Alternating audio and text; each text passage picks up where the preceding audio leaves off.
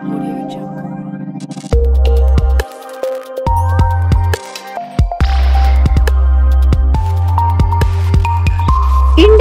TV 9 news Maharashtra. Solapur महानगरपालिका सार्वत्रिक निवडणूक 2025 करता माननीय राज्य निवडणूक आयोगाने 1 जुलै 2025 रोजी अस्तित्वात असलेल्या विधानसभा मतदार यादीच्या आधारे प्रभागनिहाय मतदार यादी विभाजनाचा कार्यक्रम जाहीर केला आहे. या आदेशानुसार सोलापूर महानगरपालिकेच्या अंतिम प्रभाग रचनेनुसार एकूण 26 प्रभागांकरता प्रभागनिहाय मतदार यादी विभाजनाचे काम सुरू करण्यात आले आहे.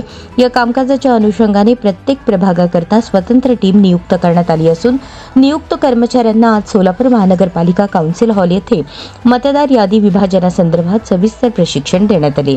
या प्रशिक्षण सत्रात सोलापूर महानगरपालिकेचे आयुक्त डॉक्टर ओंबासे यांनी उपस्थित राहून सर्व संबंधित कर्मचाऱ्यांना मार्गदर्शन केले.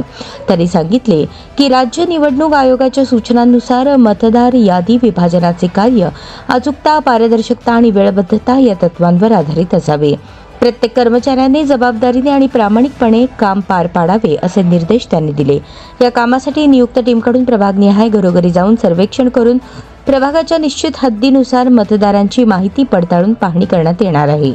या प्रक्रियेद्वारे अंतिम मतदार यादीत समाविष्ट होणाऱ्या मतदारांची नोंद तपासून प्रभागनिहाय मतदार याद्या तयार करण्यात येणार आहेत.